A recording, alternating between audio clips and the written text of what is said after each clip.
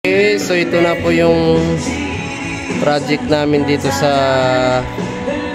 Pasinaya Muson. Ayan, Pasinaya Muson po ito. Ayan. Ayan, skim coat pintura. So isang kulay lang po.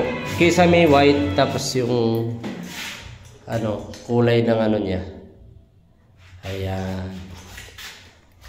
Ayan. So ginawa namin to araw ng linggo, tapos 3 night overtime.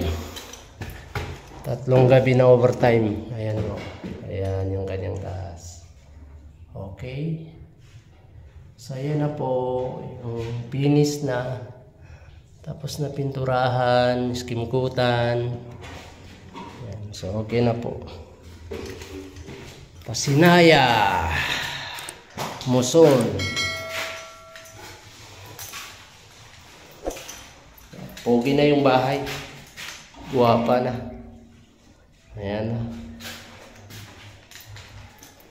Hindi na malikabok. Hindi na dumiin tingnan. Malinis na.